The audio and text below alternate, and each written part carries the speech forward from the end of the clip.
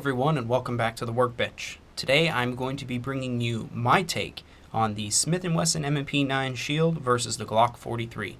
First and foremost, of course, these firearms are completely unloaded. There's nothing in the chamber, nothing in the magazines, no ammunition present on the workbench. Additionally, I will be bringing in a couple other firearms during this video, and those of course have been safety checked as well. So let's get right into it. If you're looking to buy a compact or subcompact concealable pistol, you've probably looked at the Glock 43 and the Smith & Wesson Shield. You've probably thought to yourself, my gosh, well, which one do I choose? Do I choose the Glock reliability? And again, Smith & Wesson's a great name too. I've read all these internet people and blogs and seen other videos. Which one do I get?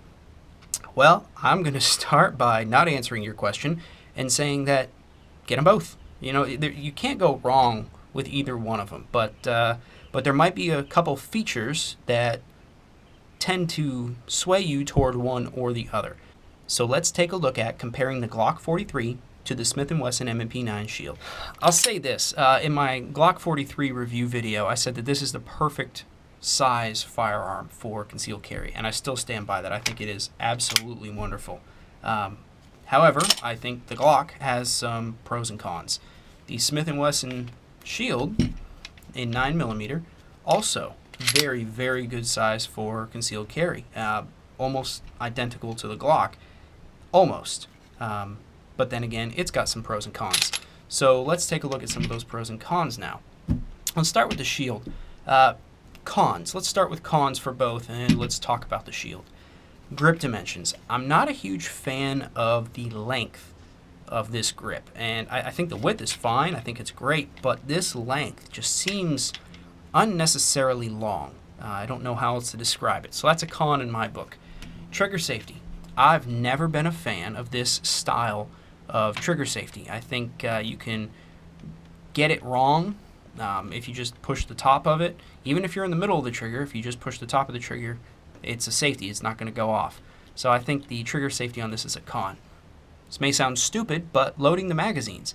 These magazines have a very stiff spring. In fact, the gun itself, every spring is stiff, and I'll talk about that here in a bit, but these springs are so stiff it makes these magazines not difficult to load, but uncomfortable to load.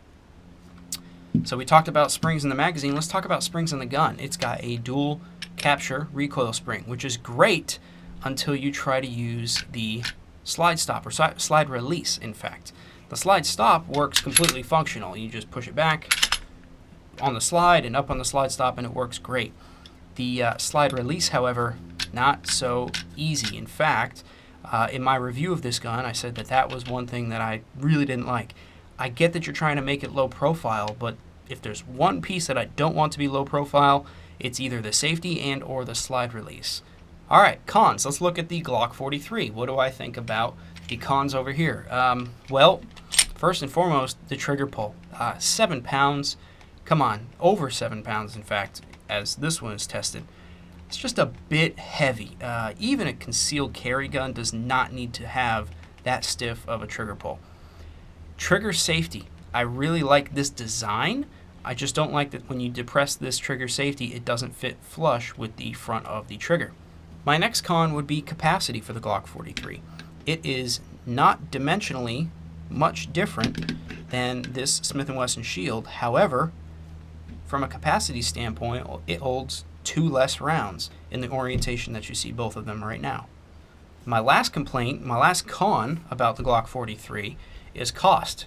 $130 more expensive on average than a Smith & Wesson Shield. All right, so we've talked cons. Let's talk pros. And again, let's start with the Shield. Pro to the Shield is coming off of the last con of the Glock, cost. I mean, this gun costs on average $130 less than the Glock 43. Cost is, I think, perfect for this. It's not too much, it's not too little. I think this is a great cost for this gun.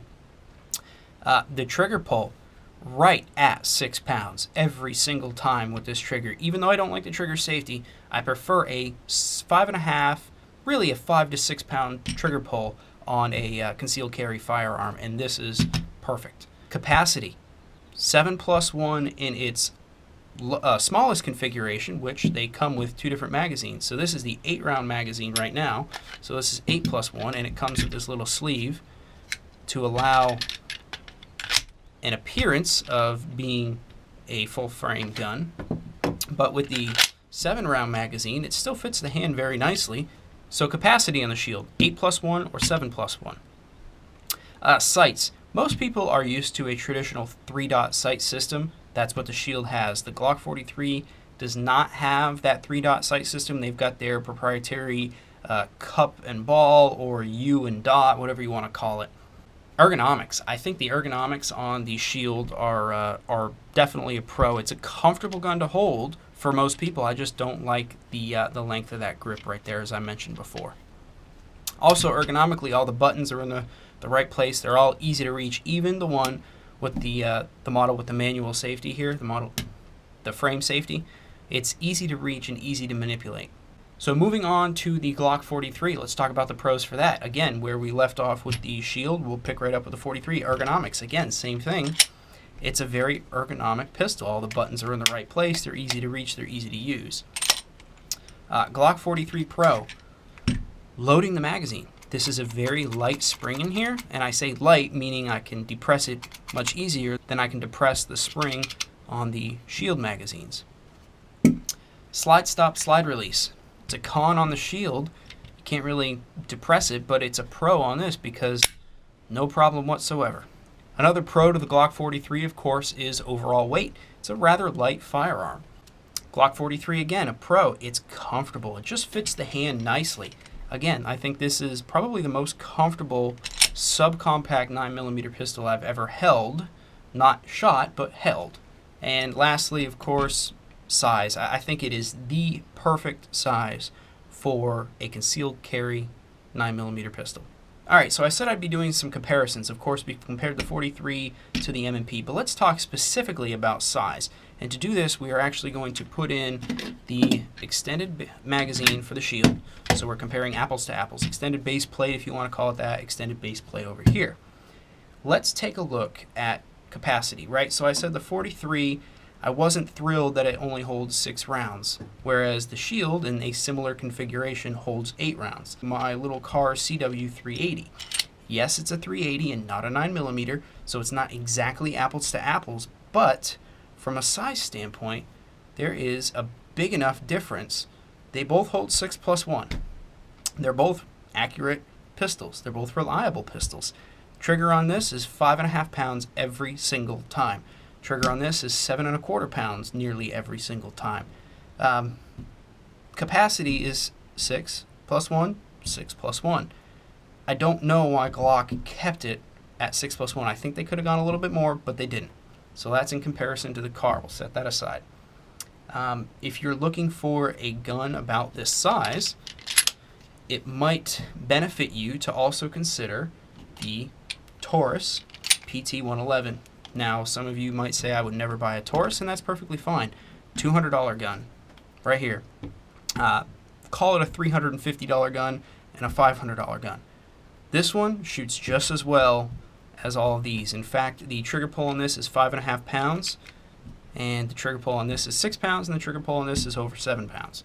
So, size, let's compare them. Yes, the Taurus is a little wider, but that's because capacity on the Taurus is 12+1, whereas you've got 6+1 on the Glock and 8+1 in the configuration of the shield right now. So it's tough to tell here, but you can see the Taurus is just a little bit wider. So let's lay them flat and do kind of some overlays here. So of course, the shield is on the bottom, the Taurus is on the top. Let's see if I can line everything completely up here. Not much of a size difference there. I'll switch them around for you so you can see. Not really much of a size difference. 8+1, 12+1. Let's move to the Glock 43. 6+1 on the top, 12+1 underneath. And you can see it's just a little bit shorter overall with the extended base plate. Just a little bit shorter overall. Of course, it is thinner, but really there isn't much difference. So, okay, we've talked about a $200 gun, chambered in 9mm, 12+1. We've talked about a little 380. Well, okay, what about if we're talking capacity? why not go with a Glock 26? I don't have one here for you for comparison, but dimensionally it's not much different from a footprint standpoint than the 43.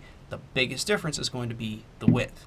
The width of a 26 is, it's funny how wide that gun is in comparison to the rest of the dimensions. But I happen to have a Glock 19 here. So let's do an overlay here of the 43 on top of the 19. And you can kind of see there really isn't that much of a difference from a footprint standpoint. Now, of course, if we move to width, of course, there's going to be a vast difference here, you would think, right? Yes and no. On the slide, no, not really. This comes in exactly at 1 inch. This comes in at 8/10 of an inch. So 2/10 of a quarter of an inch, basically. But every little bit matters, right? But really the difference is the grip, both in width and if you look here. So as I line up the trigger guards, you can really see how much more pronounced that 19 grip is in the back. Of course, this is a 15+1 capacity. Of course, another benefit to the Glock 19 is that it takes larger magazines. It'll take a 17-round magazine, as demonstrated here, and of course it'll take the larger magazines such as the 30, 33 rounds, etc. Alright, so you might be saying, alright, so the guns from a footprint, they're about the same. From a capacity standpoint, they're a little different. There are some features on the shield, like a manual safety that I can get if I want one. The trigger pull is a little different. The triggers themselves are a little different. But how do they shoot? Which one's more accurate? Well, let me start with the Smith & Wesson Shield. I tested one a while back. This is actually a different one than the one I originally tested. And the group that I was able to get at 10 yards was 4.25 inches. Not my best group, if I'm honest. I'm happy to say, however, that with this particular firearm, I was able to improve upon that. 2.375 inches was the group that I was able to get at 10 yards with the shield. Pretty good. In fact, it's about half the size. Now we move on to the Glock. I did even better. 1.5 inches. I don't know if that's a testament to how accurate the barrel is in the Glock versus the Smith & Wesson. I know the rifling is different, but I can say, for me personally, this is very good. And again, this is at 10 yards with a pistol that has a barrel length of 3.4 inches. That is definitely acceptable for a small subcompact pistol. So now it comes time in the video where I have to tell you what I think and which one I would buy. I guess if it comes right down to it, I would probably buy the M&P Shield. That's not because of anything other than cost. I think the Glock is priced a little too high at an average price of $499. If you can find it better than that, that's a great deal. That $130 savings could easily pay for a trigger upgrade in the M&P Shield or additional rounds to practice with and get used to it. Having said that, I do believe the 43 is a phenomenal pistol, and I would absolutely buy one of these if I could. However, for the time being, I will choose capacity every day of the week, and that means I'm going to choose my Taurus PT-111 Millennium G2 as my pistol of choice to protect my life.